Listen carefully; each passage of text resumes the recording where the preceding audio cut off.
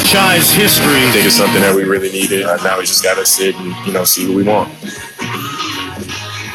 All right, at the top of the draft order set after last night's lottery, here is the latest mock draft on ESPN.com. And those Phoenix Suns, it has them taking DeAndre Ayton with that first overall pick. After that, the Kings, Luka, Doncic maybe. Hawks with Marvin Bagley III. Who knows how this will play out, but that's our latest mock draft after last night's lottery. We really witnessed history last night in Phoenix, Tim, as the Suns win the lottery for the first time ever. DeAndre Ayton leading the way right now. I mean, 7'1" big man.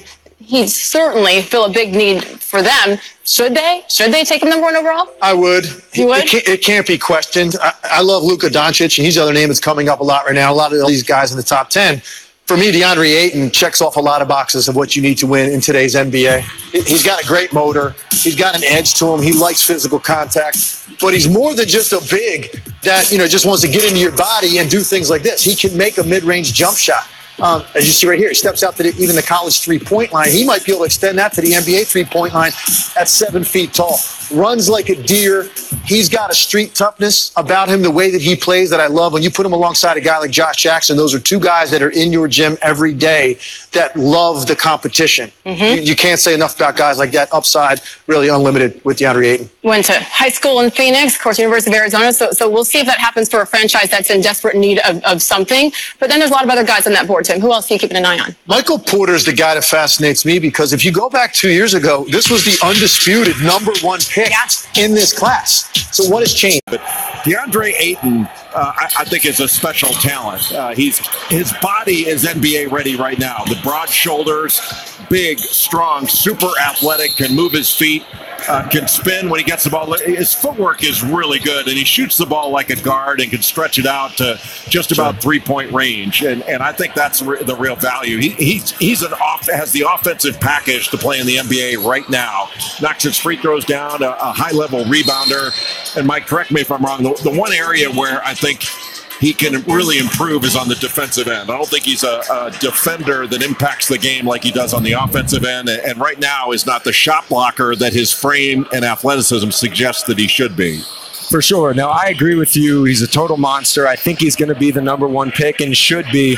But defensively, he really needs to improve. People often make the Embiid comparison, but Embiid was a monster shot blocker in college. And Ayton just doesn't have that in his game. Part of it is instinctual. He's always labeled himself as a power forward, not a center. And, in today's game, when you're 7'1", 260, you're a center. You're a 5 all the way. So I want to see him take on that challenge. Really study the game and improve there, because if you're going to draft a franchise center in today's game, you have to protect the rim. DeAndre Ayton, he's a great story too. He's from Bahamas, but when he was 12, he picked up a basketball for the first time, ended up on the West Coast, and since then has become a number 1 draft pick potential type guy. It ain't my fault. The Suns own the top pick in the 2018 NBA Draft, but it might not be theirs for very long. GM Ryan McDonough said Phoenix is certainly open to hear trade offers for the number 1 overall selection. Stephen A., do you have a problem with the Suns shopping the number 1 pick? Hell yes, I do. It's ignorant as far as I'm concerned. There should be no consideration whatsoever to forfeiting this number 1 pick. You got a kid, and this dude, Ayton, he is 7'1". Max Kellerman is even going on the air along with others and talk about this kid is Shaq with more skills coming out of college, okay? He's got a jump shot where he's shooting 34% from three-point range. He can play with his back to the basket. He can put the ball on the floor, all right? And he's 7'1". And also he's going to be box office because he goes to school right down the road at Arizona. And it's the Phoenix Suns that we're talking about here. What the hell is there to think about? You don't teach 7'1". That level of skill set you don't see on a 7'1" dude. He's a local product, essentially. You're the Phoenix Suns that's been mired in obscurity since Steve Nash and Mike D'Antoni have left. What is the problem? You got a European coach who obviously is well respected in NBA circles that coached this kid, Doncic, in Europe from Slovenia, I believe, and I get all of that. But You're talking about this kid in Ayton. He's a once in a generation kind of player. You have got to take him. You consider nothing. You don't even take phone calls because your history shows you got the capability of messing stuff up. All right? Don't take the chance. Don't take any calls. Take Ayton with the #1 overall pick and flow with that. I did a final take on DeAndre Ayton. I talked about how even in this era of big, the greatest era of bigs of all time by far, by the way, and we can debate that another day. In fact, this is the era of bigs, not the point guards. No one just seems to realize it. And I said even among those guys, Ayton stands out. So I get what he can do on offense, Stephen A. But let me tell you something.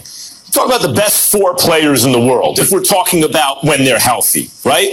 LeBron James, 1. And then you can put the next 3 in any order you want. Kawhi Leonard, Kevin Durant, Anthony Davis. And what do they all have in common other than their length? Because none of these guys are like little point guards, right? They're two-way players. They're dominant defenders when they need to be especially, but in Kawhi and AD's case, all the time. And that's really what separates out the elite from, at this moment, Karl Anthony Towns. Karl Anthony Towns on offense, he can get it. These playoffs notwithstanding at times. But the defense isn't consistently where the offense is. But even with Karl Anthony Towns, Stephen A., we saw in college he could play defense. It's a matter of him developing as a pro. DeAndre Ayton's performance in that tournament game, and I realize it's about one game, a loss, but it was a bad upset loss. And he looks like he could be challenged in the pros defensively the way the modern game is played. So I'm not rooting against DeAndre Ayton. I hope we see a guy we've never seen before. I hope he turns out to be the greatest player ever. Like, why wouldn't we all want to see that? But he's not untouchable, in my opinion, if you have the #1 pick, whether it's Ayton or Doncic or someone else. I don't see anyone where you go, wait, that's LeBron when he came out, or that's Shaq when he came out, or someone like that where you're like, I got the #1 pick. Take a walk. Take a hike, buddy. I ain't talking to you. No, I don't see it like that. I see this as a year where if, for example, I mentioned Karl Anthony Towns, Minnesota's not happy or someone's available like that for a #1 pick and some stuff, I'd think about it. Absolutely. I would field calls on this pick, even with Ayton there. I don't view him as untouchable as a Shaq or a LeBron or someone like that. I think there are questions. I view him as potentially that, but I elevate my level of support for him as the #1 overall pick because it's the Phoenix Suns. If this were another team, that would be different. But the Phoenix Suns, not just because of their trouble, but because of the locale. If this kid was coming out of North Carolina or he was coming out of Kentucky or something like that, that would be different. But when you look at his skill set and you combine that with his box office appeal, he fits what you want from a #1 overall pick in the NBA draft. You want something as surefire as you can get. And like I said, I bring up the Olajuwon Michael Jordan analogy from years ago. Everybody crucified the Portland Trailblazers for passing on Michael Jordan. Nobody crucified the Houston Rockets for passing on him with Akeem the Dream Olajuwon, because you don't teach 6'11", 7 feet with the skills of the dream. All right. You don't find that every day. And so I'm just saying to you that when you look at Michael Jordan, it was hard. Nobody saw that coming, what we ultimately saw from Michael Jordan.